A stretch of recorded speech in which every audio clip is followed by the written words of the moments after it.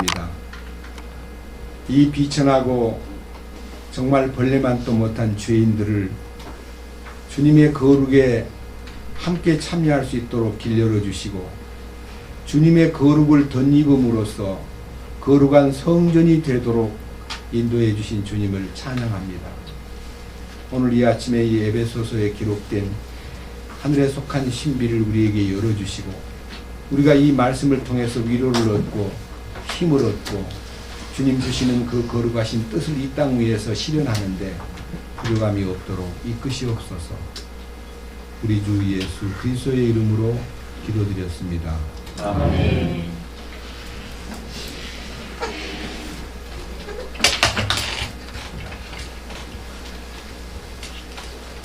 오늘은 에베소서 16번째 이제 강의에 들어가는데 제가 이 성경 오늘 읽은 본문 내용 속에서 이 공통점을 찾았습니다. 공통점이 뭐냐면요. 19절에 그러므로 이제 너희는 더 이상 낯선 자와 외국인이 아니요 오직 성도들과 더불어 동료 시민이요 하나님의 집안에 속한 자들이며 이 19절에서 오직 성도들과 더불어 동료 시민이요 하는 이 성도라는 말씀하고 21절에 그분 안에서 모든 건물이 꼭 맞게 함께 뼈대를 이루어 주 안에서 한 거룩한 전으로 자라가고 여기에서 주 안에서 한 거룩한 전으로 자라가고 그다음 마지막에 결론이 22절 그분 안에서 너희도 성령을 통해 하나님의 처소로 함께 세워져 있느니라.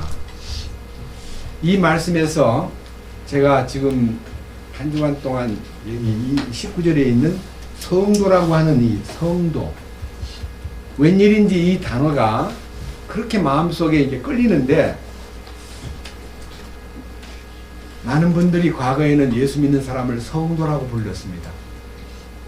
그런데 이제 많은 이 성도라고 불리웠던 사람들이 성도로 살지 않기 때문에 요새는 성도라는 단어가 많이 이렇게 숨어버렸습니다. 그냥 교우라는 단어로 바뀌어버렸습니다. 다른 사람들은 일반 사람들은 그냥 교인이라고 불러주고 우리끼리는 그냥 쉽게는 형제자매라고 부르긴 하지만은 이 성도라는 용어가 서서히 이렇게 사라져 버렸습니다. 제가 이 성도라는 단어하고 그 다음에 21절에 그분 안에서 모든 건물이 꼭 맞게 함께 뼈대를 이루어 주 안에서 한 거룩한 전으로 하는 이 거룩한 전 이 성경에서 성도라는 단어하고 거룩이라는 단어하고 단어가 같습니다. 거룩한 전 그러면 이걸 그냥 성전이라 그럽니다. 성전. 네. 이 성전이라는 단어하고 이 성도라는 단어의 헬라어의 어원이 같습니다. 제가 이것을 이제 좀 이렇게 유심히 관찰을 해보니까 너무 놀라운 신비가 그 안에 이렇게 엑기스처럼 이렇게 갇혀 있었습니다. 저는 마음속에서 이 성도라는 단어를 사용할 수 있는 사람이 얼마나 복되고 행복한 사람인가. 이 말씀을 우리가 진정으로 이제 구약 성경 속의 성도라는 데 대한 하나님이 모세를 통해서 성도가 누구냐? 성도는 무엇하는 사람이냐? 성도란 무엇이냐 하는 성도의 개념이 정리되어 있는데 우선 그 부분부터 한번 보겠습니다. 신명기 33장을 보겠습니다.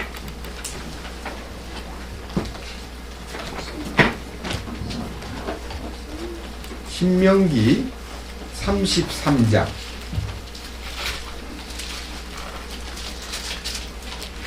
이 성경은 예언입니다.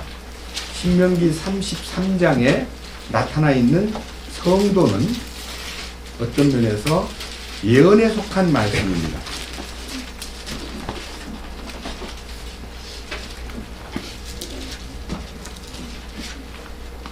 2절부터 말씀을 읽어보겠습니다.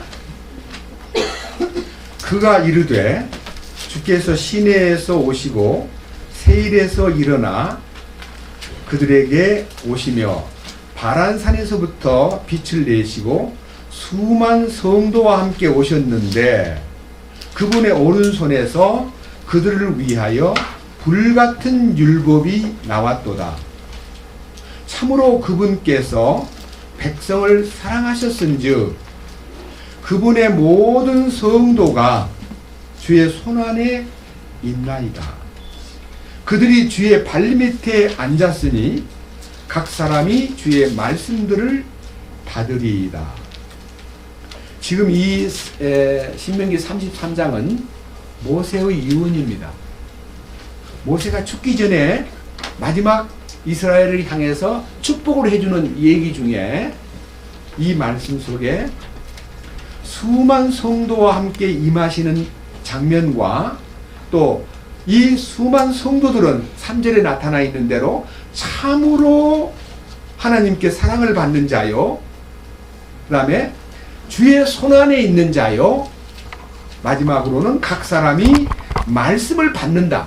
성도는 하나님의 말씀을 받는 자요, 하나님의 사랑을 입은 자요, 하나님의 손안에 있다. 하나님의 장중에 있다. 그런 성도를 일컬어 이렇게 정의를 내린 것입니다. 여러분, 하나님 손안에 있고 하나님의 사랑을 받고 하나님의 발밑에 앉아서 하나님의 말씀을 받는다는 것은 얼마나 행복한 일이냐 이거예요. 만약 여러분들이 이 성도의 개념이 나하고 상관이 없다면, 나는 사랑받지도 못하고 그분의 손안에 있지도 않고 그분의 발 아래 앉아서 말씀을 받지도 않고 있다면 그 성도가 아닙니다. 저는요, 이 말씀을 읽으면서 성도라는 단어에 대해서 유심히 마음에 신경을 쓰면서 히브리 성경하고 그 헬라어 성경을 뒤지면서 단어를, 성도라는 단어를, 성도, 히브리 말로는 성도를 카도쉬 이렇게 써 있습니다. 카도쉬. 히브리어로 거룩하다, 성도라는 단어는 똑같은 동의어입니다.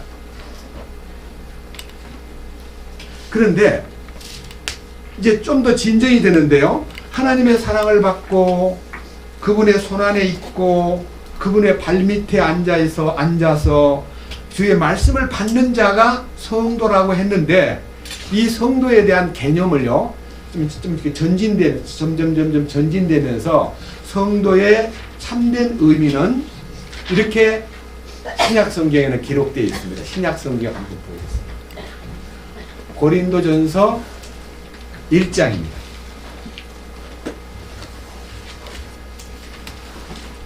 고린도전서 1장.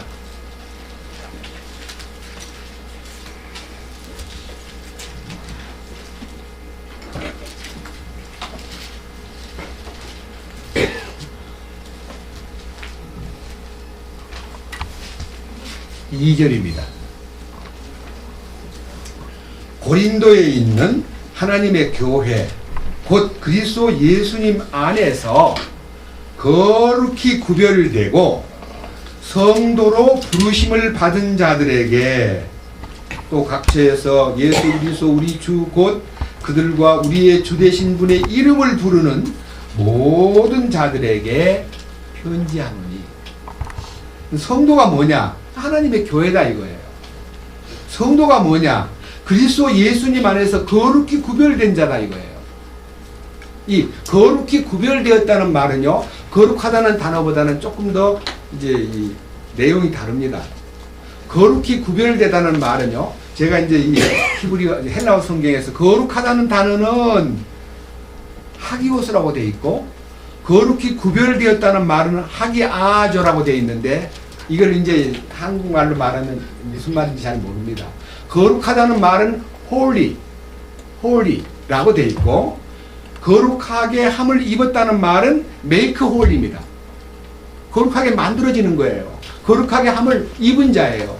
거룩하게 분별된 자예요.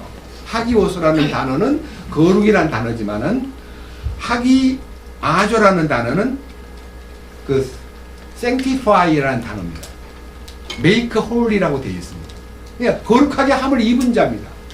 여기에서 이 거룩하게 되었다, 거룩함을 입었다, 성화되었다, 신성시 되었다, 이것이 전부가 다 거룩하게 함을 입은 자입니다. 거룩하게 구별되고 성도로 부르심을 받은 자들, 그들은 누구냐? 우리 주님의 이름을 부르는 자들이다.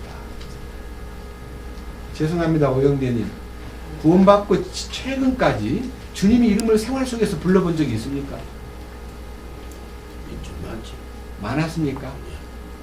얼마만큼 많았습니까? 솔직히 저는 주님 이름을 부르는 것이요, 기도할 때나 불렀지 생활 속에서는 부른 적이 없어요. 저 같은 경우에는 자주 있었죠. 그렇습니다.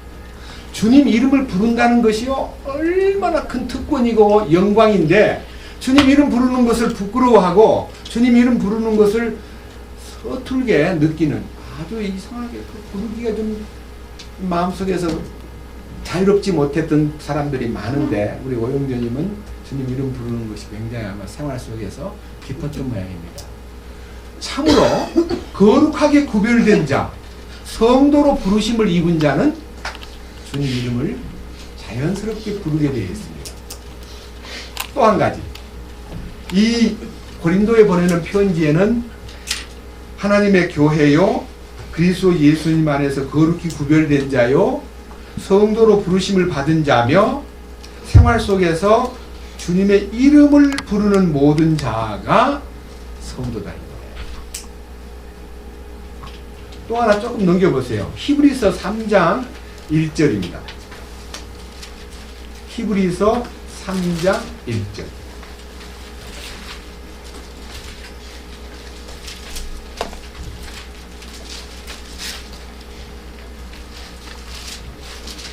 그러므로 거룩한 형제들 곧 하늘의 부르심에 참여한 자들아, 우리의 신앙 고백의 사도시며 대제사장이신 그리스도 예수님을 깊이 생각하라. 여기에 성도가 누구냐면 거룩한 형제들입니다. 거룩이라는 단어가 아까 제가 히브리어 헬라 말로 거룩이라는 단어는 하기오스라고 되어 있는데, 하기오스, 이 하기오스라는 단어가 구약 성경, 신약 성경 속에 박혀 있는데, 그 단어가 어디에 들어가냐? 어디에든지 들어가는 단어가 아니고 하나님에게만 소속된 단어입니다. 아까 말한 히브리어의 카도시라는 단어가 거룩이라는 단어인데, 이 거룩이라는 단어가 어떤 단어냐 하는 것을요, 성경에서 한번 찾아보겠습니다. 자, 먼저 많은 절수가 이제 있지만요, 중요한 것만 몇 개 보겠습니다. 시편 99편입니다. 시편 99편.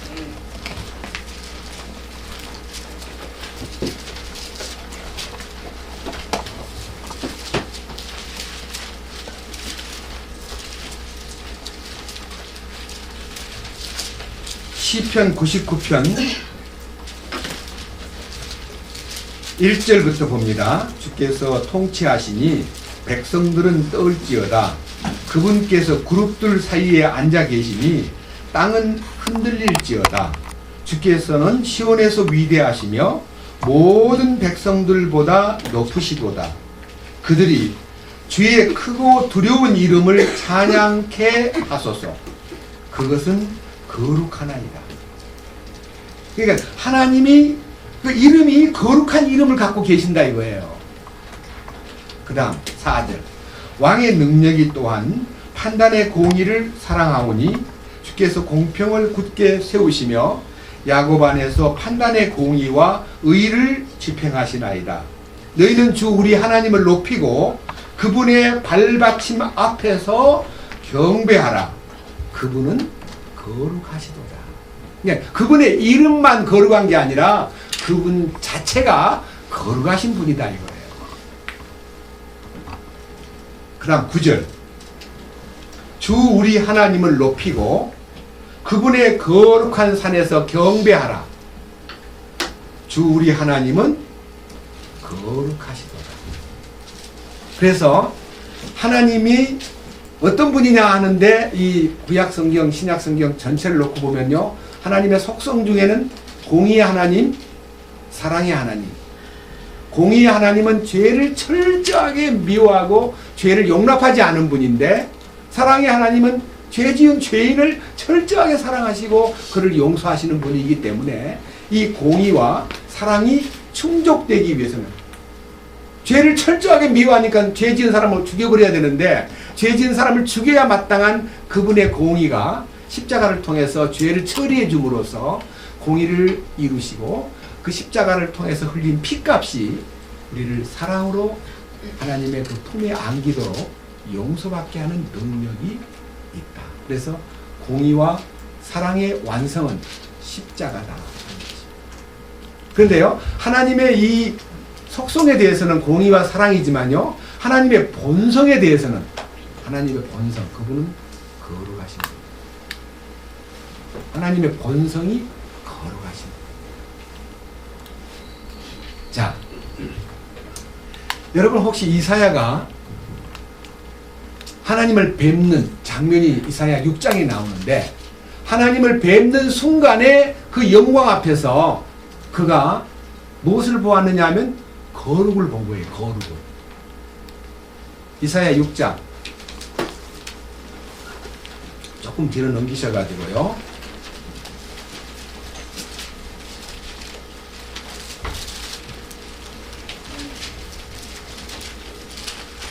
이사야 6장 1절입니다. 우시아 왕이 죽던 해에 또한 내가 보니 주께서 높이 들린 왕좌에 앉으셨는데 그분의 옷자락은 성전에 가득하고 그것 위에는 수랍들이 저마다 여섯 날개를 가진 채 서 있더라. 그가 두 날개로는 자기 얼굴을 가리고 두 날개로는 자기 발을 가리며 두 날개로는 날더라. 하나가 다른 하나에게 외쳐 이르되 거룩하다 거룩하다 거룩하다 만군의 주여, 그분의 영광이 온 땅에 충만하도다 하더라. 여기에 거룩하다 거룩하다는 이 거룩이라는 단어가 아까 히브리어로 카도시라고 되어 있습니다. 근데 그 거룩이라는 것이 이사야의 막 이 마음 속에요, 이 실제 속에 딱 나타나니까 그가 이렇게 말합니다. 4절. 그 외치는 자의 음성으로 인해 문기둥들이 흔들리며 그 집이 연기로 가득하더라. 이 기둥이 흔들린다든지 연기가 가득하다는 말은 주님의 권위와 임재를 설명하는 겁니다. 주님의 임재, 네? 주님의 임재가 나타난 겁니다. 그때, 자, 그때 5절. 그때 내가 이르기를 내게 화가 있도다. 내가 망하게 되었도다. 나는 입술이 부정한 사람이요 또 입술이 부정한 백성의 한가운데 거하거니와 내 눈이 왕 곧 만군의 주를 보았도다 하네.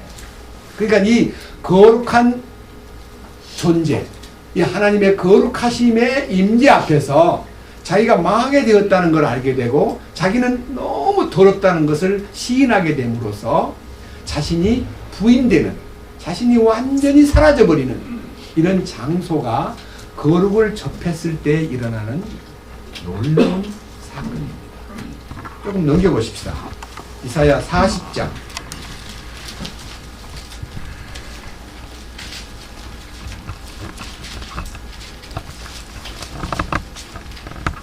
이사야 40장입니다.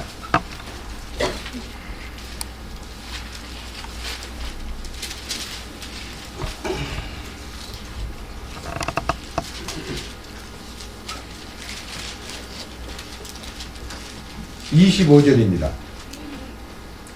거룩하신 이가 이르시되 그런즉 너희가 나를 누구와 같다 하겠으며 누구와 동등하다 하겠느냐 하시느니라.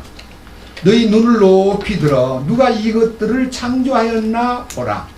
그분께서 수요대로 그것들의 군대를 이끌어내시고 자신의 크신 능력으로 그것들 모두를 이름대로 부르시나니 그분의 권능이 강함으로 하나도 빠지지 아니하느니라.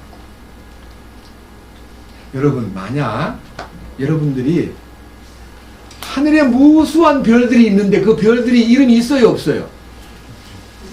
우리가 볼 때는 그냥 이름 몇 개 없어요. 물론 뭐 우리가 만든 뭐 북두칠성, 북극성, 뭐 은하수 이런 별들이 이름이 있지만요, 하나님이 만든 피조물은 전부 이름이 있습니다. 하나님이 이름을 부여했습니다. 그 하나님께서 이 마치 군대를 통솔하듯이 각각의 이름을 부르는데 그 우주 만물의 이름을 부르면 그 이름 부르는 대로 따라갑니다. 하나님을 따르게 되어 있습니다.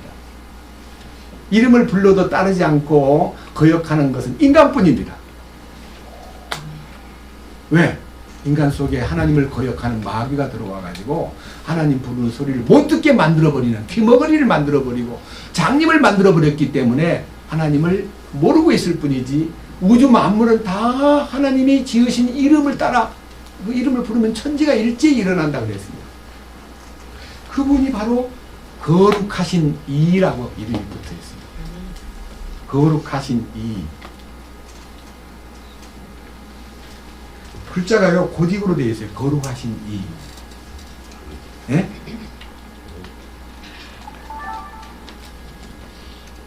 이걸 영문으로는 Holy One이라 되어 있어요. 거룩하신 분, 한 분.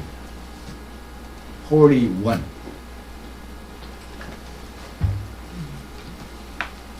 조금 더 넘겨보십시다. 이사야 57장입니다.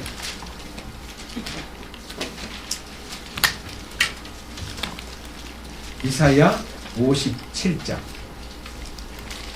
15절입니다. 높고 높으며 영원에 거주하고 이름이 거룩함인 이가, 이름이 거룩함인 이가, 하나님 이름이 거룩함이래요. 이같이 말하노라. 나는 높고 거룩한 곳에 거하며 또한 통회하고 겸손한 영을 지닌 자와 함께 거하나니 이것은 겸손한 자의 영을 소생시키시며 통회하는 자들의 마음을 소생시키려 함이라. 그러니까요, 이 거룩하신 분이 거룩한 곳에 계시는데 어디에 와서 머물기 원하느냐 하면 통회하고 겸손한 영을 지닌 자에게 함께 하기를 원하는 거예요. 여러분, 이 인생이 얼마나 뻔뻔스러운지 하나님 앞에 부끄러운 줄도 모르고 통회하는 마음이 없을 때 거룩한 영은 그를 비켜 지나가 버립니다. 여러분 가운데서 정말 평생 사는 동안에 하나님의 거룩에 접촉했을 때에 이사야같이 화로다 나여 망하게 되었도다. 나는 입술이 더러운 사람이요, 더러운 입술을 가진 사람들 틈에서 내가 처세하고 사니 내가 죽을 수밖에 없는 존재구나라고 하는 자기의 더러움을, 여러분들이 더러움이라는 말을요, 시궁창같이 더러운 죄를 많이 지은 사람은 더럽고 내가 무슨 죄를 지었어. 그런데 입만 벌리면 거짓말하고요, 입만 벌리면은 하나님 안 좋아하는 말만 뱉는 사람이 누구냐면 인간입니다. 나예요. 아멘. 목구멍에 뭐가 들어있어요? 성경에 저희 목구멍은 뭐라 그랬어요? 열린 무덤이. 그 무덤이 열리면 뭐예요? 송장 냄새, 썩은 냄새만 풍기는 것이 인간이다 이거예요. 그 입에는 뭐가 가득하다? 저주와 악독이 가득하다 그랬습니다. 그 인간이에요. 건들면 죄가 쏟아져 나오는 거예요. 이런 인간이 거룩에 접했을 때에 너무너무 황송한 거예요. 하나님 자신이 거룩하신 분입니다. 그런데요, 제가 이제 이 성경을 보면서 깨달아진 것이 세 가지가 있는데, 거룩이 임하는 곳이 있어요. 여러 방법이 있지만요. 첫째, 거룩은요, 하나님이 최초로 시간 속에다가 거룩을 장치했어요. 시간. 그러니까 거룩한 시간이 있습니다. 그 다음에 거룩한 하나님께서 사람이 있습니다. 거룩한 사람. 그리고 마지막 거룩한 곳이 있습니다. 이거는 장소입니다.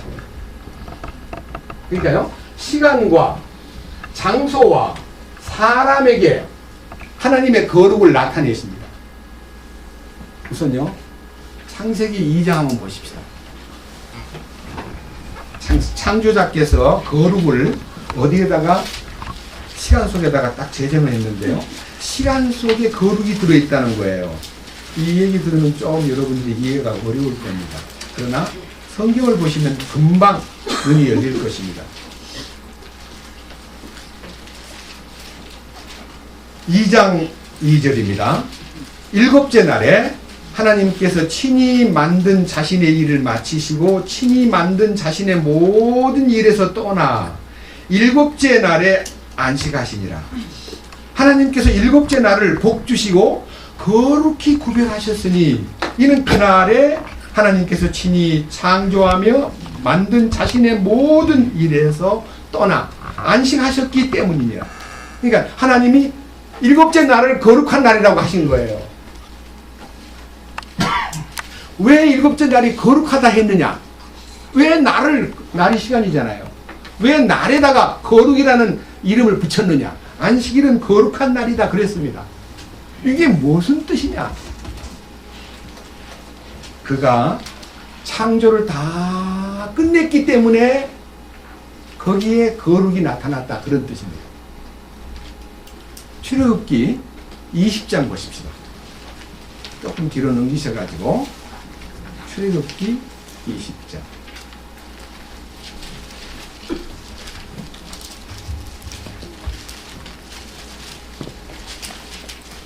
8절 하신 일을 끝내고 완성하심으로써 그날을 거룩한 날이라고 하셨는데 하나님께서 출애굽기 20장 8절에서 이렇게 말씀하셨습니다. 안식일을 기억하여 거룩히 지키라. 엿새 동안은 네가 수고하고 내 모든 일을 할 것이나 일곱째 날은 주 내 하나님의 안식일인즉 그날에는 너나 내 아들이나 내 딸이나 내 남종이나 내 여종이나 내 가축이나 내 문 안에 거하는 내 나그네나 아무 일도 하지 말라. 엿새 동안에 주가 하늘과 땅과 바다와 그것들 안에 있는 모든 것을 만들고 일곱째 날에 안식하였느니라. 그러므로 주가 안식일을 복되게 하여 그날을 거룩하게 하였느니라. 하나님이 그 안식일을 거룩하게 하였다는 겁니다.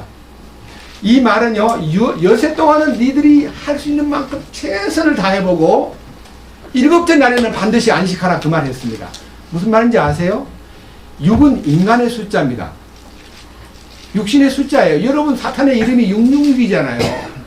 이 인간의 숫자. 니들이 아무리 노력을 해도 안식이 안 오는데 주님 나는 안식이 6일 동안 아무리 일을 해도 안식이 안 옵니다. 어떡합니까? 나는 안식을 갖고 싶습니다. 주님이 들어와.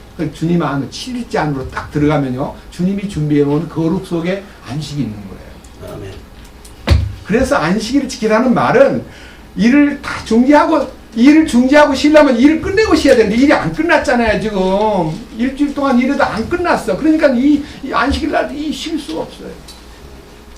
그래서 사실은 일반 사람들이 안식일 지키는 방법이요, 일주일 동안 일을 끝내고 7일째 되는 날 쉬어야 되는데 안 끝났기 때문에 앉아가지고 또 오늘 내일 부도가 날 건데 내일 100만 원을 준비해야 되는데 내일 1억 부도를 막 메꿔야 되는데 일주일 동안 내내 비가 안 와서 힘들었는데 왜 오늘 또 이렇게 비가 오지? 눈에 물을 대야 되는데 이 비가 왜 이렇게 길어? 전부가 다 뭐예요? 일이 안 끝났기 때문에 안식한다고 앉아는 있는데 안식이 없는 거예요. 그래서 안식이, 참된 안식이 어떻게 오냐? 안식일의 주인이신 예수님한테 들어가야 안식이 오는 거예요. 그것이 주님이 이루어 놓으신 속에 들어가야 거룩이 있고 안식이 있는 거예요. 그래서요, 저는요, 이 날에 대한 안식 중에 참 재밌는 거 하나 발견했습니다. 느헤미야 8장을 보겠습니다. 여기 바로 앞에 느헤미야 있습니다.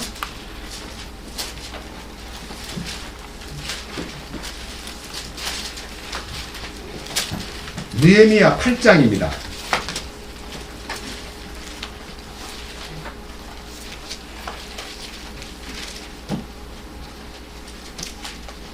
느헤미야 8장은요, 에스라가 율법을 낭독했습니다.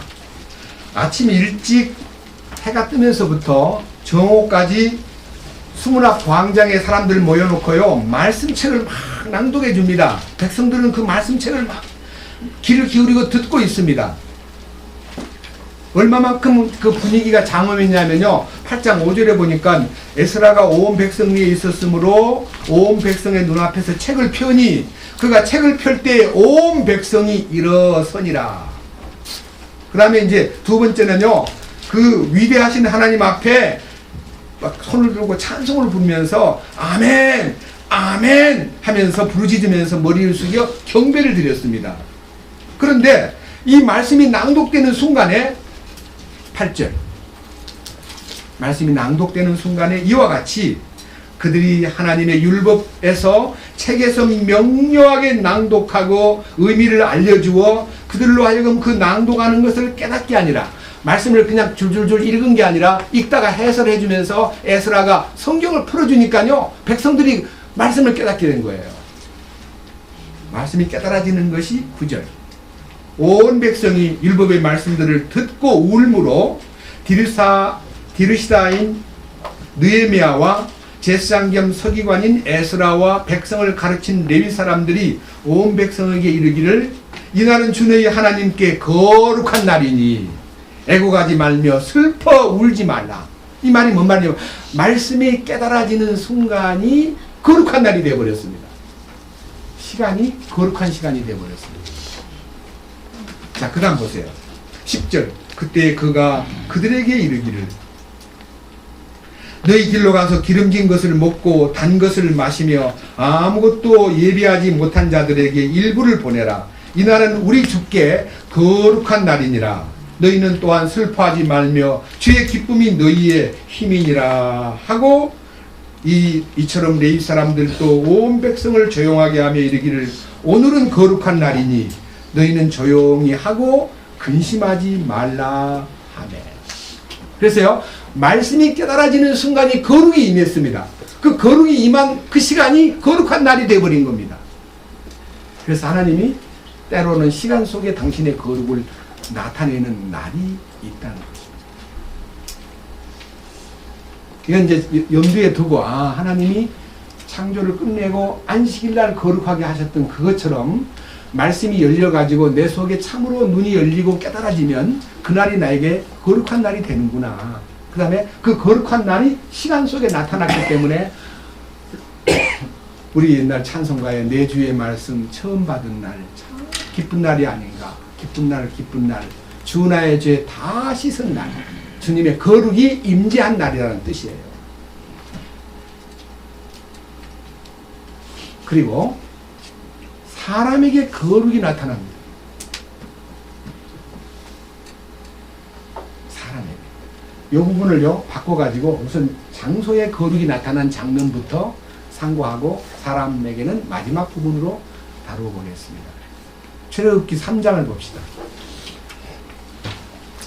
출애굽기 3장.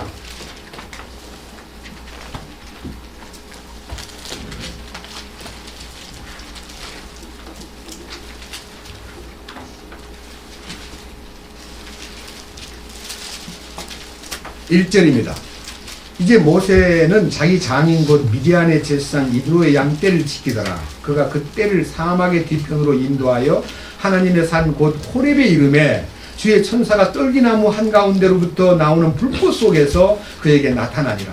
그가 보니 보라 그 떨기나무에 불이 붙었으나 떨기나무가 소멸되지 아니하였으므로 모세가 말하기를 이제 내가 옆으로 가서 이 큰 광경을 보리라. 떨기나무가 어찌하여 타지 아니하는가 하였더라. 자, 떨기나무, 사막에 떨기나무가 막 불길 속에서 막 불이 붙었는데 나무가 사라지질 않는 거예요. 참 신기하다. 어떻게 불이 붙었는데 나무는 사라지지 않을까? 나무가 다 타버려야 되는데 나무가 타질 않는 거예요. 불 속에서. 그 신기한 장면을 보고 모세가 그 광경을 보려고 가까이 갔을 때 하늘로부터 음성이 들립니다.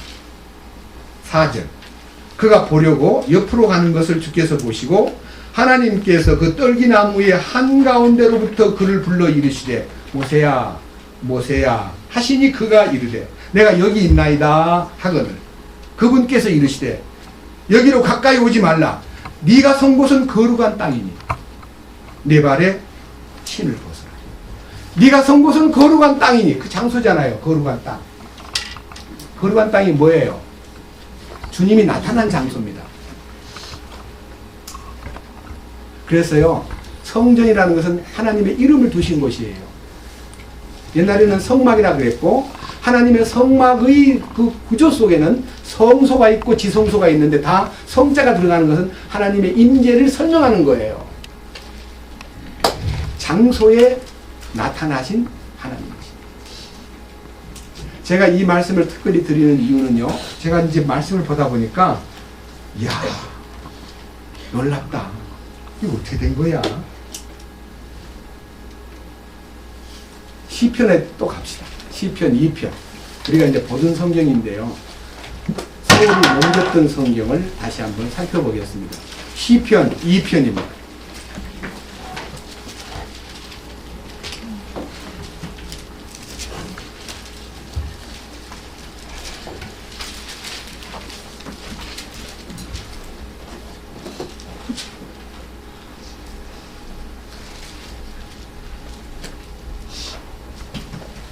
(6절입니다) 그럼에도 내가 이미 내 왕을 내 거룩한 산 시온에 세웠노라 하시리로다. 내가 칙령을 밝히 보이리라. 주께서 내게 이르시되 너는 내 아들이라. 이날 내가 너를 낳았도다. 이 시편 2편은 예수님의 부활과 예수님의 왕권을 설명하는 예언입니다. 그런데 이 왕께서 시온에 서는데 거룩한 산 시온에 선다. 시온산은 거룩한 산이다. 시온에 임재한다는 겁니다. 시온의 영광을 나타낸다는 겁니다. 이 시온산이 거룩한 산입니다. 그래서 하나님이 자기 왕을 나타내는 그 거룩하신 왕께서 자기의 권위를 나타내고 통치권을 나타내고 자기의 칙령을 발현시키는 장소가 거룩한 산 시온이라 그랬습니다. 하나님이 어떤 장소에 당신의 거룩을 나타내는 곳이 거룩한 산이 되고 거룩한 전이 되고 거룩한 곳이 되는 거예요.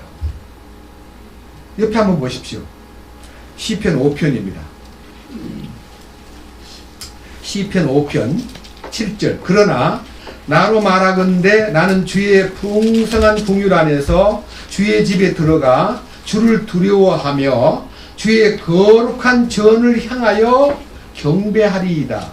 주여 내 원수들로 인하여 주의 의 안에서 나를 인도하시고 내 얼굴 앞에서 주의 길을 곧게 하소서. 여기에 주님의 풍성한 궁율로 인하여 주님의 집으로 초대받고 주님을 두려워하면서 주님의 거룩한 전을 향하여 경배하겠습니다. 주의 거룩한 전. 이 거룩한 전이 바로 하나님이 당신이 임재를 나타내신 장소이기 때문에 그것을 일컬어 성전이라고 합니다. 저는 안식일 거룩한 날이고요. 거룩한 장소는 성전, 주의 집, 거룩한 전이라고 불리웁니다. 그런데 우리가 신약시대에 와가지고 성도들을 향하여 너희가 하나님의 성전인 것과 하나님의 성령이 너희 안에 거하시는 것을 알지 못하느냐? 이 말은요, 하나님의 거룩이 임한 사람은 성전이 되는 거예요. 이해하시겠습니까?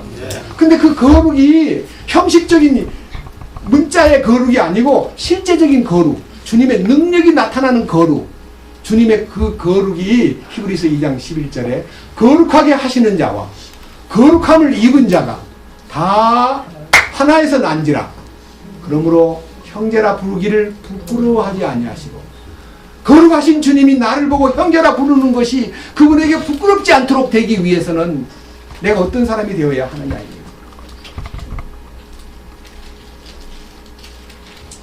이 부분에 대해서 우리가 눈을 뜨면요, 참 황송하게 느껴집니다. 또 하나 보겠습니다. 이사야, 이제는요, 이사야 57장을 보겠습니다. 이사야 57장, 네, 좋습니다. 이사야 57장.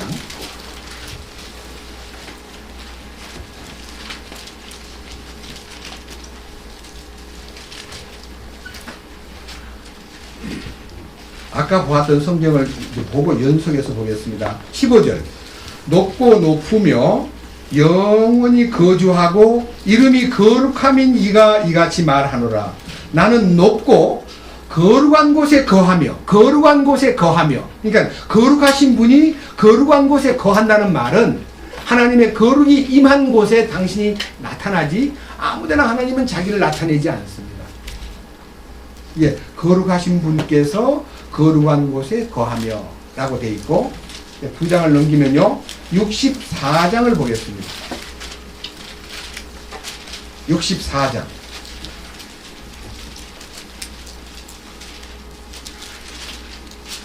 9절입니다. 오 주여 심히 크게 진노하지 마시오며 불법을 영원히 기억하지 마시옵소서. 보소서 우리가 간청하오니 보시옵소서. 우리는 다 주의 백성이니이다. 주의 거룩한 도시들이 광야가 되어 싸우며 시온도 광야가 되고 예루살렘도 황폐하게 되었나이다. 거룩하고 아름다운 우리 집 곧 우리 조상들이 거하며 주를 찬양하던 집이 불타 싸우며 우리가 기뻐하던 모든 것들이 피폐하게 되었나이다. 여기에요, 거룩한 도시 하면 시온입니다. 거룩하고 아름다운 우리 집 그러면요 성전입니다.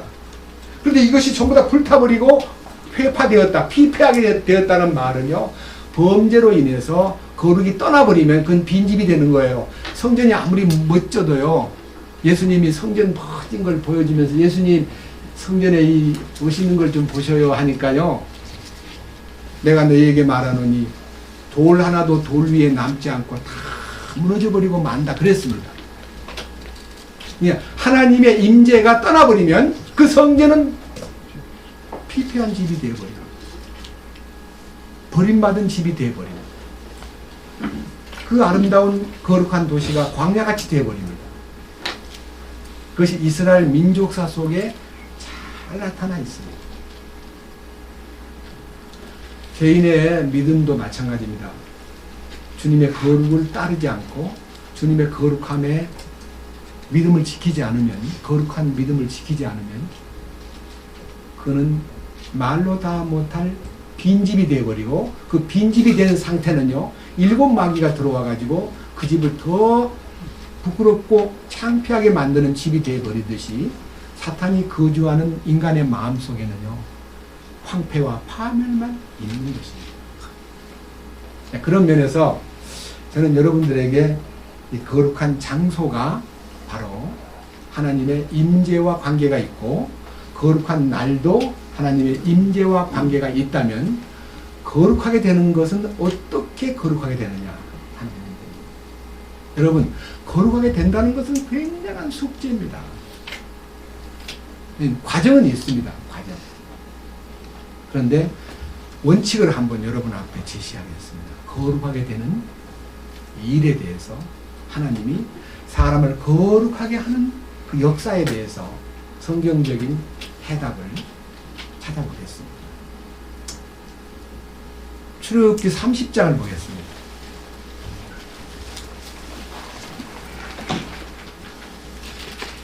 출애굽기 30장.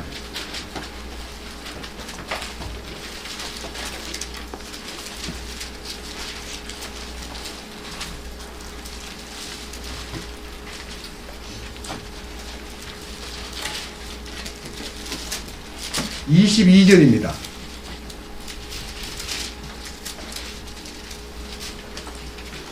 또 주께서 모세에게 말씀하여 이르시되 너는 또한 으뜸가는 향료를 취하되 순수한 모략 500세겔과 그 절반만큼의 향기로운 육개 250세겔과 향기로운 창포 250세겔과 성소의 세겔에 따라 계피 500세겔과 올리브 기름 한 흰을 취하여 그것으로 거룩한 기름을 만들되 약제사의 제조법대로 기름 혼합물을 만들라. 그것은 기름 부음에 쓸 거룩한 기름이니라. 기름이 되리라. 그래서 이 거룩함이 나타나는 하나님의 거룩함을 인간에게 나타내기 위한 하나님의 방법이 있는데 이 방법을 일컬어서 거룩한 기름으로 사람을 거룩하게 하라. 자, 거룩한 기름이 있습니다. 이 기름을 만드는 데는요 5가지 원료가 있는데 우선 주목적인 4가지 원료. 첫째는 모략. 두 번째는 육개, 세 번째는 창포, 네 번째는 계피. 이 4가지를 양을 딱 정해가지고 약제사에게 맡겨서 거룩한 기름인 올리브에다가 섞어가지고 이게 만들면요 올리브 기름에다가 이 향료를 넣었기 때문에 뻑뻑합니다. 뻑뻑해요. 그것이 거룩한 기름입니다. 자, 근데 그 거룩한 기름을 어디에 쓰느냐?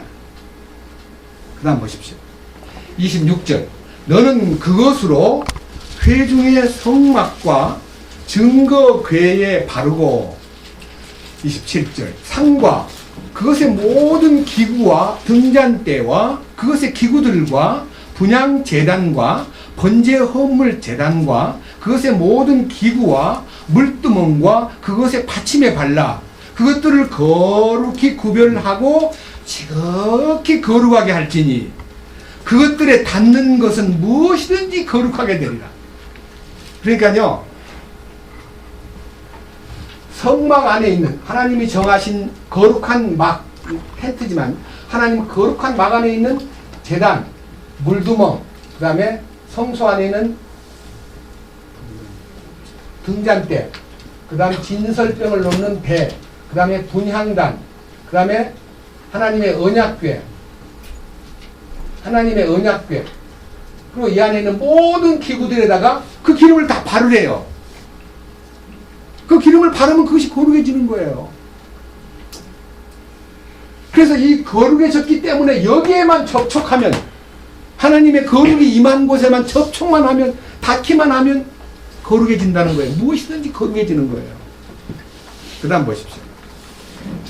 그 다음 30절. 너는 아론과 그의 아들들에게 기름을 붓고 그들을 거룩히 구분하여 그들이 제사장 직무로 나를 섬기게 하라. 또 너는 이스라엘 자손에게 말하여 이르기를 이것은 너희 대대로 내게 기름 부음에 쓸 거룩한 기름이 될지라. 너희는 사람의 살에 그것을 붓지 말며 그것의 혼합 방법대로 그와 같은 것을 만들지 말라. 그것은 거룩하니 너희에게 거룩한 것이 되리라. 그래서요 이 거룩한 기름은요 이 거룩한 기름은 원료가 몰약, 육개, 창포, 계피입니다. 그리고 여기 마지막 5번째는 올리브입니다. 올리브 기름이에요. 하나님의 거룩한 성막 안에 있는 모든 기구에다가 이 기름을 바르고 하나님을 섬기는 제사장의 몸에다가 이 기름을 발라서 하나님을 섬기는 제사장 직분을 받게 되는데 이 원칙을 세워서 이 원칙이 실현되는 장소로 가거든요. 우리가 깜짝 놀랄 장면이 나옵니다. 40장 보겠습니다. 출애굽기 40장.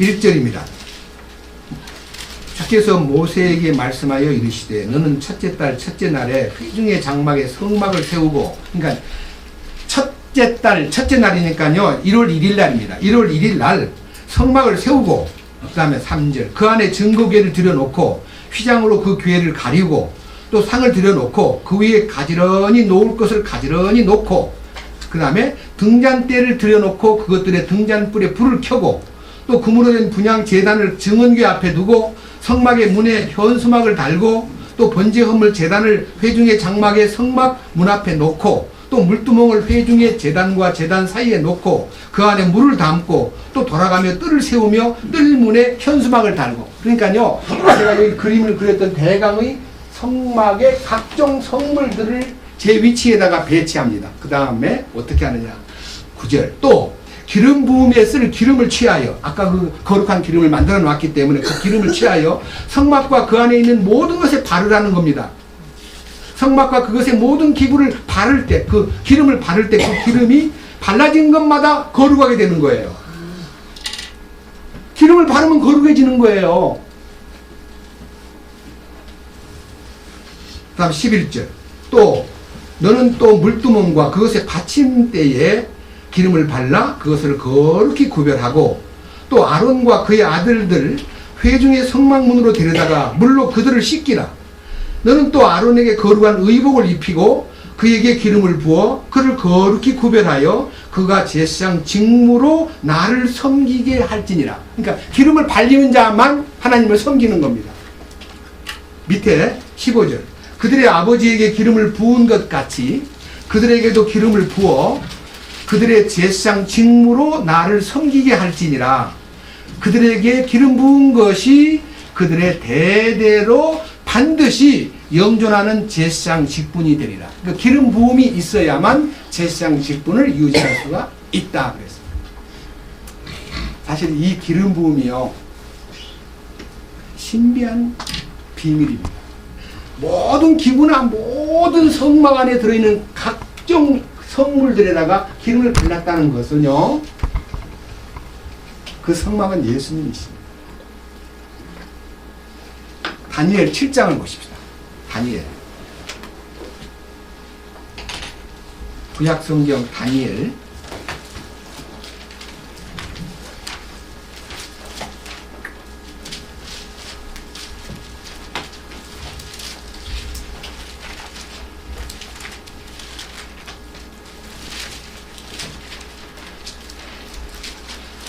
먼저 9장 보고 7장은 다음에 보겠습니다.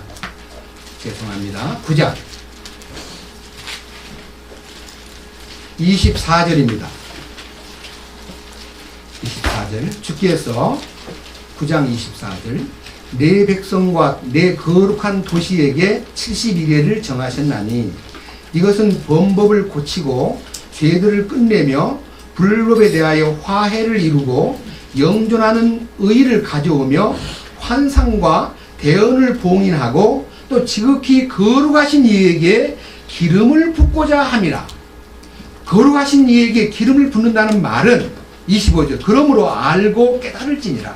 즉 예루살렘을 회복하고 건축하라는 명령이 나가는 때로부터 통치자 메시아에게 이르기까지 7일회와 62일회가 있으리니 심지어 곤란한 때에 거리와 성벽이 다시 건축될 것이며 62일회 뒤에 메시아가 끊어질 터이니.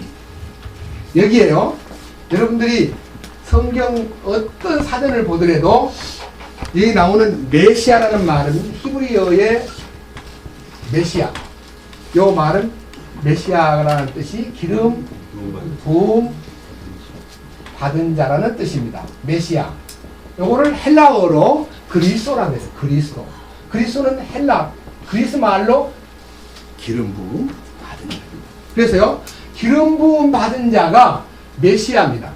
이 메시아가 성막에 기름을 다 발라가지고 거룩하게 만들었다는 말은 주님의 거룩을 나타내는 겁니다. 하나님의 거룩이 주님의 몸에 나타나는데 그분이 거룩하게 하시는 분입니다.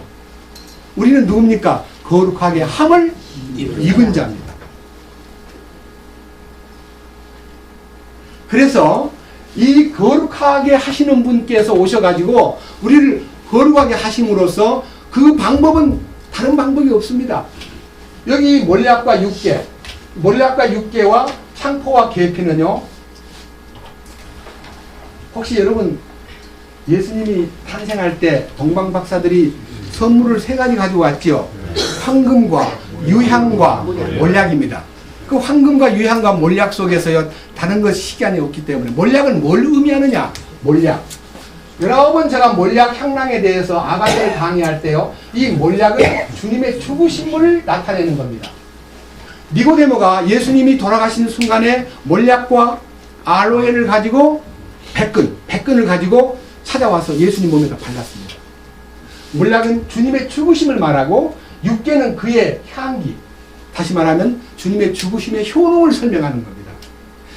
이 2가지 몰약과 육계는 주님의 죽으심과 주님의 죽으심의 효능과 주님의 죽으심의 향기를 설명하는 향료입니다. 창포가 뭔지 아세요? 갈대의 일종입니다. 진흙 속에서 솟구쳐 올라오는데 이것을 부활의 상징입니다. 그래서 부활의 능력과 부활의 향기를 창포와 계피가 설명합니다. 그러니까 이 말이 뭔 말이냐? 우리를 거룩하게 만드는 기름의 원료는 주님의 죽으심과 부활 능력이 이 올리브 속에 합쳐져 가지고 나타난다는 겁니다. 사도행전이잖아요. 너희가 죽인 예수께서 부활하셔서 뭐가 되셨다? 그리스도가 되셨다. 여러분, 올리브는요, 겟세마네 동산에 가보면요, 여러분들은 겟세마네 동산 가보셨죠? 겟세마네라는 말이 무슨 뜻인지 알죠? 올리브 기름 짜는 틀이에요. 주님이 그 올리브 기름 짜는 틀에서 기도로서 자기가 완전히 의개지고 자기의 생각과 감정과 요청이 다 포기돼 버리고 거기서 의개진 다음에 거기서 흐른 기름이 올리브예요. 주님의 죽으심의 결과로 나타난 성령의 기름 부음이 이 올리브를 통해서 설명되는 거예요. 그래서 주님의 죽으심과 주님의 부활 능력이 성령을 통해서 우리에게 나타나는데, 이 나타내심이 바로 우리를 거룩해 만드는 거예요. 성령의 나타내심. 요한일서 2장 봅시다. 요한일서 2장.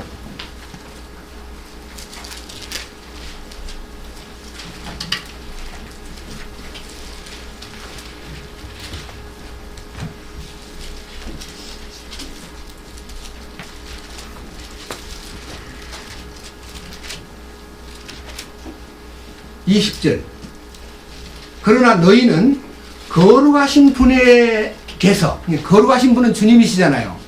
성령이시잖아요. 거룩하신 분에게서 뭘 받았어요? 기름 부으심을 받고 뭐 한다 그랬어요? 모든 것을 아느니라. 무엇을 안다는 거예요? 주님의 신비를 안다는 거예요. 여러분, 주님의 거룩을 아는 것이 신비예요. 그 다음 밑에 보십시오.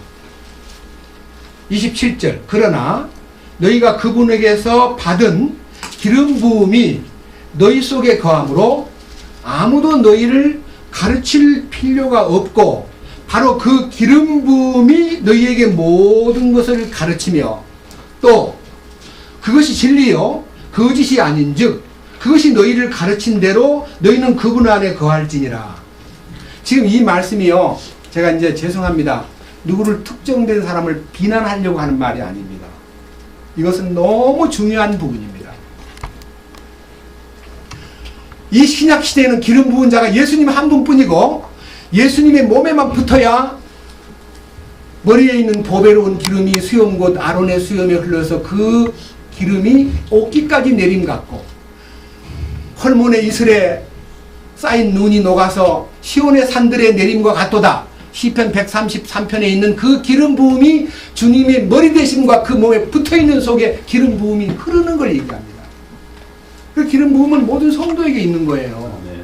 그런데 불행하게도 특정한 사람을 기름 부은 자라고 말해가지고 그 사람이 우리 시대의 기름 부은 자인 줄 알고 너무 몰두하다 보니까 사람들이 그냥 거기에 필이 꽂혀가지고 저분이 기름 부은 자야. 그러니까 그분이 그분이야. 이렇게 망령된 행동을 함으로써 교회의 기능이 망가져버린 거예요. 여러분, 설교하는 사람 기름 부은 자 아닙니다. 여러분 모두가 다 기름 부은 자 안에 속한 사람입니다. 근데 그 중에요, 딱 단서가 하나 있더라고요. 기름 부은 자 안에 거하는 사람은, 다시 말하면 성도는 기름 부은 자 안에 거하는 거룩하게 구별된 자요, 거룩한 주님으로 말미암아 거룩함을 입은 자입니다. 그들은 성도들이 갖고 있는 믿음이 있습니다. 믿음. 그 믿음을 지키는 것이 우리가 할 일입니다. 요한계시록 14장 12절을 보겠습니다. 굉장히 중요한 단어입니다. 요한계시록 14장, 우리 이 성경은 큰 목소리로 같이 한번 읽어봅시다. 요한계시록 14장 12절 다 같이 크게 같은 목소리로 읽겠습니다. 다 같이요. 여기에 성도들의 인내가 있나니 곧 여기에 하나님의 명령들과 예수님의 믿음을 지키는 자들이 있느니라. 이 말이 뭔 말인가 하니요, 참된 성도는 하나님의 믿음을 지키는 자들, 예수님의 믿음을 지키는 하나님의 명령 안에 거하는 사람이다. 여러분, 그 명령을 항상 기다리는 거예요. 백부장같이 가라 하면 가고 오라 하면 오고 하라 하면 하겠습니다라고 그 명령을 준수하고 그 믿음을 지키는, 예수님의 믿음을 지키는 자예요. 여기 지킨다는 단어는 그대로 킵입니다. 킵. 지킨다는 말은 딴가 내가 노력하는 거 아닙니다. 킵은 그냥 그 안에 서 있는 거예요. 도둑은요, 사람을 지키는 것만 알면 금방에 안 옵니다. 강도는 와서 해코지하고 막 침투하지만요, 도둑은 왔다가 누가 지키는 거 알면 그냥 가버립니다. 그래서 우리는 예수님의 믿음을 우리가 지키는 것은요, 성령께서 우리를 항상 깨어있게 만들고 예비된 속에서 살게 만들면 믿음을 저절로 지키게 됩니다. 그것이 성도들의 인내입니다. 인내. 거룩한 인내예요. 그냥 이 성도라는 단어는 거룩하다예요. 하기오스. 거룩한 믿음. 이 거룩한 믿음을 소유한 우리가 거룩한 주님이 우리를 어떻게 과정을 거쳐서 거룩하게 했는가에 대한 과정을요, 방법은 이제 기름 부음이지만 과정을 성경에서 보겠습니다. 히브리서 9장 조금 앞으로 가셔가지고 히브리서 9장입니다.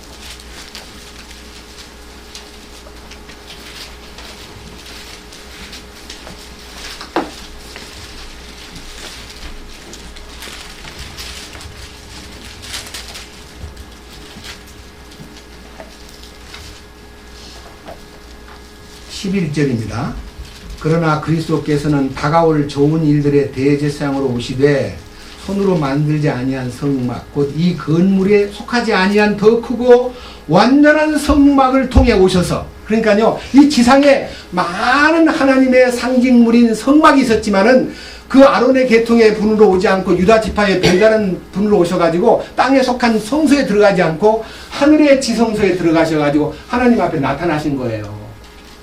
이게 얼마나 영광스러운 주님의 역사입니까? 그 다음 12절 염소와 송아지의 피가 아닌 자기 피를 힘입어 단 한 번 거룩한 곳에 들어가서, 그 거룩한 곳이 지성소잖아요. 우리를 위하여 영원한 구속을 얻으셨느니라. 이 말은 뭔 말인가 하니요, 이 인간을 구속을 얻으셨다는 말은 우리가 구속됐다는 말 아닙니다. 주님이 인간을 다 사버렸다는 거예요. 사버렸어. 당신의 핏값을 다 지불하고 인류를 사버린 거예요. 단번에. 구속이라는 말은 너무 간단한 얘기잖아요. 구속. 예? 구속. 샀다는 뜻이에요. 속량. 속전. 주님이 우리를 구속했단 말은요, 구원할 뿐만 아니라요, 영원히 자기 소유권으로 딱 양도받은 거예요. 우리가 주님 것이라는 것을 아는 것이 구원받는 거예요. 내가 주님 거구나. 내가 주님 안에 있구나. 내가 주님의 소유로 넘어갔구나. 그럼 명도를 해야 될 거 아니에요. 명도를. 내 것인 줄 알았는데 내 것이 아닌 걸 알면 넘겨줘야 될 거 아닙니까? 제가요, 어제 그저께인가 어떤 형제가 왔다 갔는데요, 그 형제가 왔다 간 자리에 돈이 2만 원이 떨어져 있어요. 무슨 돈이지? 주워가지고 이제 봉투에다 넣어놓고 제 추측에 유아무개 형제라 생각, 유아무개 형제 이름 써놓고요, 이 형제가 아마 이 돈 2만 원 때문에 매우 힘들어 할 것 같아서 전화를 걸었죠. 그랬더니 이 친구 하는 말이요, 제가 갖고 있던 5만 원짜리 가지고 3만 원은 기름값 주고 2만 원을 호주에 넣었다가 통행료를 내려고 손을 딱 넣어보니까 돈이 없다는 거예요. 그래서 야, 이거 돈이 어디 갔지? 하고 막 호주머니를 팍 뒤져도 없어가지고 매우 어려웠는데 제가 전화를 딱 하니까 그 돈이 거기에 떨어져 있었어요. 예, 빨리 오세요. 저 봉투에다 딱 넣어놨어요. 여러분, 남을 깨면 남한테 그 주인한테 돌려줘야지 내가 가져가면 됩니까? 홍콩에서 막 차가 돈 실은 차가 막 가다가 문이 열려가지고 돈이 막 50억 원인가가 우리 돈으로 50억 원 이상이 날아갔대요. 날아갔는데 회수된 돈은 10억도 안 된대요. 주워가지고 가버린 거예요. 경찰에서 막 신고하라고 말해도 신고 안 해요. 주웠는데 뭐 내 건데 뭐. 그런 도둑놈이 어디 있어요? 아무도 나를 안 받기 때문에 안심하고 쓸 수 있지만 그 돈 가지고 애한테 과자 사주면 애들이 얹힐 거고요. 애들 과외 수업에 쓰면 애가 멍청이가 될 거고요. 와이프 얼굴 예뻐져라고 화장품 사다 주면 화장품이 독이 될 거예요. 우리는 우리가 양심에서 어느 날 우리 아버지가 우리 은행에 가셨는데 그때 당시 조흥은행입니다. 통장에 돈을 이렇게 예를 들면 한 8만 원만 달라고 그랬는데 아니 80만 원을 준 거예요. 갖고 와서 집에 갖고 왔어. 뭔 돈이 이렇게 많지? 아버지 그거 빨리 갖다 주세요. 나는 내가 그렇게 많이 달라면 안 했는데 왜 이렇게 많이. 그래서 은행에 쫓아가가지고요 줬어요. 그러니까 은행에 깜짝 창구에 앉은 아가씨가 놀리는 거예요. 아직 확인이 안 됐어. 나중에 이제 근무 끝날 때 이제 저 사람이 야, 이 72만 원이 어디 갔어? 어디 갔어? 여러분, 자기 소유가 아닌 것은 돌려주지 않으면 편하지 않습니다. 더군다나 하나님의 소유권으로 넘어간 나를 내가 마음대로 해요? 도둑놈이지. 그래서 여기에요. 자, 밑에 보세요. 13절. 황소와 염소의 피와 암송아지의 죄를 부정한 자에게 뿌려 육체를 거룩히 구별하고 정결하게 하거든. 그러니까 옛날 제단에서요, 그냥 성막에 와가지고 소를 바치고 뭐 이렇게 피 흘려 바치면요, 자기 속에서요, 그래도 내가 깨끗해졌다, 내가 지은 죄를 깨끗이 사함받았다는 안심을 하고 돌아가요, 집으로요. 근데 영원히 속죄는 안 돼요. 또 죄를 지으니까. 그래서 또 와서 또 드리고. 그래서 항상 드리다 보니까 제물로는 깨끗게 되지를 않아요. 그래서 보세요. 14절. 하물며 영원하신 성령을 통해, 여기서 말하는 성령은 기름 부음이에요. 거룩한 영이에요. 예? 성령이 거룩한 영이란 말이에요. Holy Ghost. 예? 아시죠? 거룩한 영을 통하여 어떻게 됐어요? 자신을 점 없이 하나님께 드린 그리스도의 피는 죽은 행위로부터 너희 양심을 얼마나 더 많이 깨끗하게 하여 살아계신 하나님을 섬기게 하겠느냐. 그러니까요, 하나님을 섬길 수 있는 제사장 직분을 그 기름 부음을 통해서 우리에게 이루는데, 옛날에는 아론의 계통만 그 기름을 부어서 특정한 사람만 기름을 발라주었는데, 이제는 우리들이 주님의 은혜로 아무것도 아닌 우리가 기름 부음을 받은 거예요. 뭐가 되었습니까? 왕가의 제사장이 되었습니다. 뭐가 되었습니까? 거룩한 제사장이 되었습니다. 맞죠? 베드로전서 2장 5절 보겠습니다.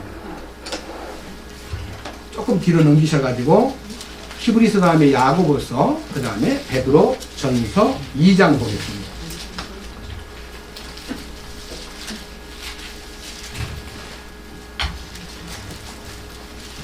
베드로전서 2장 5절. 너희도 살아있는 돌들로서 영적 집으로 건축되고 예수 그리스도를 통하여 하나님께서 받으실 만한 영적 희생물을 드리는 뭐가 되었도다? 거룩한 제사장이 제사장이 되었어요? 될 거예요? 누가요? 우리가. 아니, 우리라 하지 말고 자기라 그래야 돼. 거룩한 제사장이 되었습니다. 이거는요, 출애굽기 30장과 40장 안에 들어있는 그 거룩한 기름을 바른 사람만 하나님의 거룩한 집에서 제사를 드릴 수 있는 제사장 직무를 수행하게 되는데, 성령을 통해서 주님이 기름 부음이 이루어짐으로써 9절. 그러나 너희는 뭐라 그랬어요? 선정된 세대요, 왕가의 제사장이요, 거룩한 민족이요, 특별한 백성이니. 10절 10절에 보면 너희가 지나간 때는 백성이 아니었으나 이제는 하나님의 백성이요 긍휼을 얻지 못하였으나 이제는 긍휼을 얻었느니라. 이 놀라운 변화, 이 놀라운 성격이 바로 몰약과 육계인 주님의 죽으심의 효능과 죽으심의 결과로, 죽으심의 향기로, 그 다음에 주님의 부활의 능력과 부활의 효능으로 우리를 성령의 도우심을 통해서 그 기름 부음이 이루어지는 순간 우리는 성도가 되었고, 우리는 예수 믿음을 지키는 자가 되었고, 우리는 주님의 인도를 따라서 그분 사랑을 받고 그분 안에서 그분 발밑에서 그분의 말씀을 받는 놀라운 성도가 되었습니다. 너무 놀라운 축복 아닙니까? 그런데 이 성도가 저는 이렇게 말했습니다. 이 성경 읽다가 하나님의 거룩한 성전은 성도들이 세포가 되어 거기서 다 모아져서 성전이 이루어진다. 그래서 성도는 성전인 하나님의 거룩한 성전의 세포다. 여러분 자신이 하나의 구성원입니다.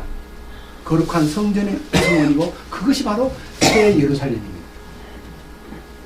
놀라운 축복 아닙니까? 저는 이 말씀을 읽다가요 너무 감사해가지고 주님 맞습니다. 주님 정말 맞습니다. 이 말씀이 그렇습니다. 조금 더 보겠습니다. 에베소서 5장. 에베소서 5장입니다.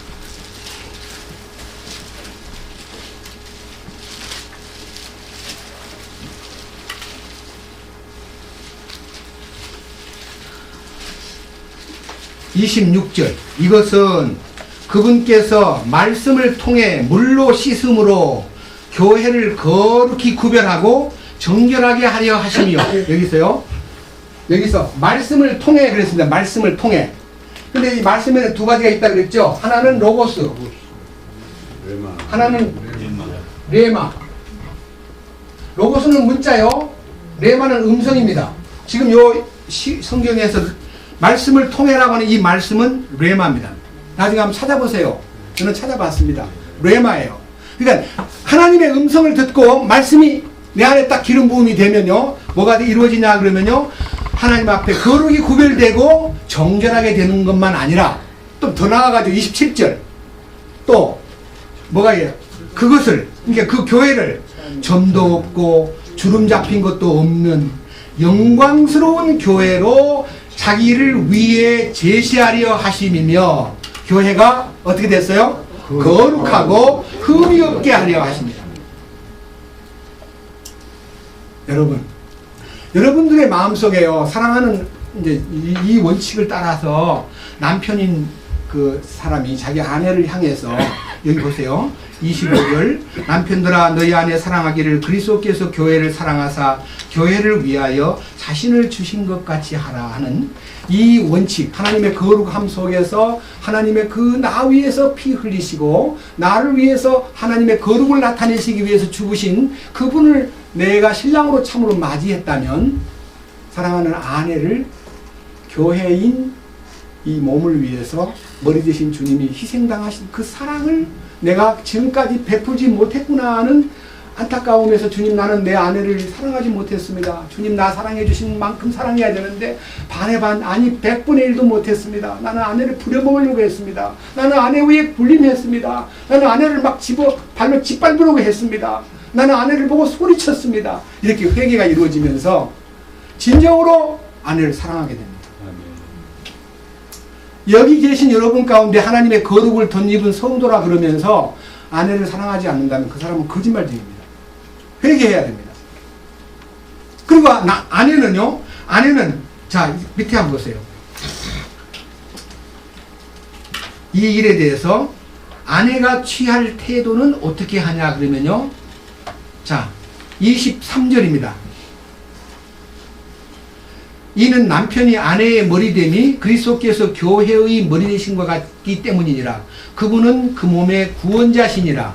그러므로 교회가 그리스도께 복종하듯 아내들도 자기 모든 일에서 자기 남편에게 복종할지니라. 요즘에는 시대가요 많이 바뀌어가지고 여성 상위 시대가 되었더라고요. 우리 애도 보니까요 굉장히 여성 파워가 커졌어요. 그래서 남자가 우리들 어른 때는요, 우리가 부엌에 들어가면 어른들이 야야야 남자가 그런 데로 가 하고 부엌에 금방에도 못 가겠는데요. 요즘 젊은 애들은요, 아주 둘이 같이 일을 하니까 같이 생활하는 이 서구 바람이 불어가지고 아주 뭐 어린애 양육하는데도 굉장히 열심히 해요. 우리 큰아들이 출장을 자유롭게 다닐 때는요, 항상 토요일날 일요일날을 생각하면서 이 외국에 나와서 좀 교회도 나오고 싶어 했는데, 요즘에 와가지고 싱가포르로 이사 간 다음에 토요일날 일요일날 휴가해서 자기가 이제 매니저니까 자기가 빼고요, 주중에만 왔다 가는 거예요. 그래서 이번에도 그런 얘기 그렇대요. 왜 주말은 어떻게 하려고 그러냐니까 와이프가 사정을 한대요. 주말에는 집에서 계시다가 그 다음 주중에 출장 가세요. 그래서 주중을 2주간 가지 않은 한은요, 월요일날 와서 그냥 금요일날 아니면 토요일날 반드시 갑니다. 그냥 그것을 보고 나쁘다고 말하지는 않습니다. 시대가 많이 변했어요. 그런데 이것이 무엇을 얘기하는 거냐? 그 다음 보세요. 29절. 28절부터 보겠습니다. 이와 같이 남자들도 마땅히 자기 아내를 자기 몸같이 사랑할지니 자기 아내를 사랑하는 자는 자기를 사랑하느니라. 지금까지 아무도 자기 육체를 미워한 적이 없고 오히려 그것을 양육하고 소중히 여기기를 주께서 교회에게 하신 것 같이 하나니 우리는 그분의 몸과 그분의 살과 그분의 뼈들에 속한 지체들이니라. 이런 까닭에 남자가 자기 아버지와 어머니를 떠나 자기 아내와 결합하여 그들 둘이 한 육체가 될지니라. 이것은 큰 신비니라. 그러나 내가 그리스도와 교회에 대하여 말하노라. 예, 그래서요, 주님과 내가 하나가 된다는 것이 이 거룩에 대한 모든 약속, 이 죽음에 동참하고 부활의 연합됨으로 말미암아 거룩이 이루어지고, 그 거룩이 이루어지면 가정에 거룩이 나타난다 이거예요. 그래서 아내에게 거룩이 나타남으로써 그 아내가 감동을 받게 되고, 그 남편이 고집스럽게 살다가도 주님의 능력이 그 가정에 흐르기 때문에 변화를 일찍 땡길 수 있는 기회가 온다는 것입니다. 여러분, 제발 이것은 지식으로 머물러 있지 않고 주님의 레마로 들으시기를 원합니다. 주님의 레마가 우리 안에 흘러야 될 것입니다. 저는 오늘 이 거룩에 대해서 성도라 부르심을 입은 자에게 나타나는 이 축복이요, 다시 본문 에베소 2장 22절을 보고 마치겠습니다. 21절과 22절 본문입니다. 21절. 그분 안에서 모든 건물이 꼭 맞게 함께 뼈대를 이루어 주 안에서 한 거룩한 전으로 자라가고, 여기에 거룩한 전이라는 거룩이 성도라는 단어와 똑같은 하기오스, 히브리어, 헬라어 40번입니다. 여러분 꼭 기억하십시오. 거룩한 전과 성도는 같은 단어입니다. 성도는 곧 거룩한 주님 안에 연결되어 있습니다. 그러니까 성도는 거룩함 속에 있습니다. 거룩함 속에 성도가 있습니다. 거룩함이 연합돼서 성전이 됩니다. 그리고 그것이 바로 22절에 하나님의 처소가 되는 거예요. 그분 안에서 너희도 성령을 통해 하나님의 처소로 함께 세워져 있을 거예요. 있어요. 있느니라. 시제가 있느니라 그러잖아요. 현재형이잖아요. 예? 있을 것도 아니고 있었느니라도 아니고 있느니라. 현재형이에요. 그러니까 우리가요, 하나님의 성전으로 지금 자라가고 있는 거예요. 예? 이 놀라운 역사가 이 에베소서 2장 19절에서부터 22절까지 나와 있는 것에 대해서 감사하고, 이 거룩과 성도는 하나다. 그러니까 거룩은 하나님의 이름이고 하나님의 본체이시다. 하나님의 본성이시다. 그리고 이 성도들은 하나님의 본성에 의해서 본성에 참여한 자들이잖아요. 베드로후서 1장 3절 이하에 우리가 하나님의 성품에 참여한 자요, 본성에 동참한 자입니다. 이 거룩이 우리 삶에 더욱더 풍성하게 열매를 맺는, 거룩한 열매를 맺는 모든 성도가 되시기를 주님의 이름으로 축원합니다. 아멘. 주님 감사합니다. 오늘도 이 말씀을 통해서 성도가 얼마나 존귀한 자리에 있는지, 하나님의 가족으로서 하나님과의 함께하는 거처로서 우리가 지금 세워져 있고 존재의 가치가 너무 놀랍고 신비스러운 이 말씀이 나의 것이 되게 하시고 나의 삶에 흐르게 하시고 주님으로 인하여 십자가에 죽고 사흘 만에 다시 사신 주님께서 우리의 주와 그리스도가 되셨고 우리를 기름 부음 안에 초대하여 우리로 하여금 그 죽으심에 동참하고 부활 능력에 함께함으로써 우리가 거룩해지고 성도라고 부르심을 입었고 그리고 하나님에게 거룩히 구별된 자로서 제사장 직무를 수행하도록 기회를 주신 것을 감사합니다. 우리의 일생이 주님 섬기는 일에 거룩한 제사장으로서의 모든 직능을 충실히 이행할 수 있도록 이끄시옵소서. 우리 주 예수 그리스도의 이름으로 기도드렸습니다. 아멘.